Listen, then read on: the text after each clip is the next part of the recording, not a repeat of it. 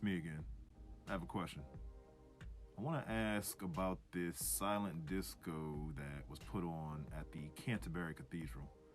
Before we check out the article, check out the video.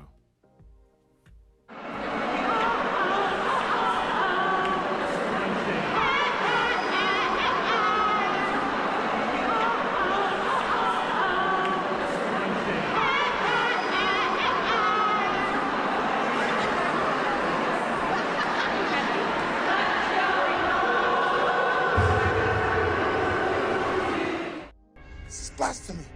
This is madness. All right, so according to reports, Christians are very upset over the silent disco that took place at the Canterbury Cathedral. They don't want any raves or Eminem to be playing in God's house. Okay?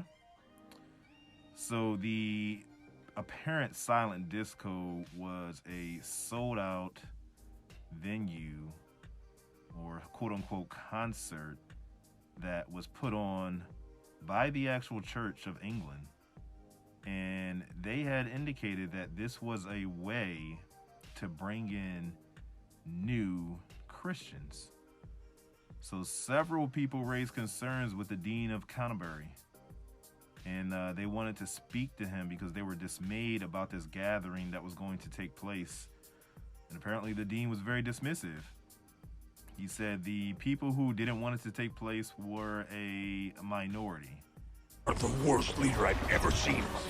So the people were thinking that it was going to be an alcohol-fueled rave playing Eminem in God's house, and he is indicating that it's not. So he wants to go ahead and put this on.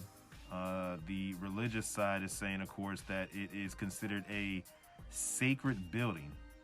And in this way, this event would desecrate the sacredness of that building. So as you know, if you are a historical buff, this is a building that has been used for many, many, many years by Christians to pray, to have service, and to honor God. So he's saying it's all well and good. They're saying it's not all well and good. He's saying it's going to be peaceful. He's saying this is where, or they're saying this is where hymns and scriptures should be prayed, and not ravers screaming Eminem and other different people. And if you look at the venue, I guess they're promoting Britney Spears, Spice Girls, Whitney Houston, Backstreet Boys, Shania Twain, many, many different 90s and early 2000s bands and individuals. There is most definitely a hell. What? And you're all going to go there when you die. So this is interesting here for the simple fact that there's a debate, and here's my question to you.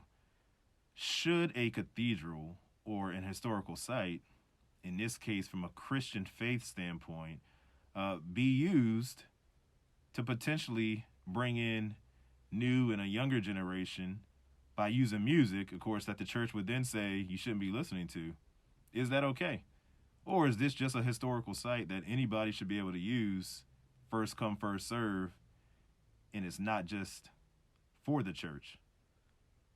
Or maybe you'll say a building is just a building. You can have church wherever. I don't know. You tell me. I'm just trying to fill my brain gap.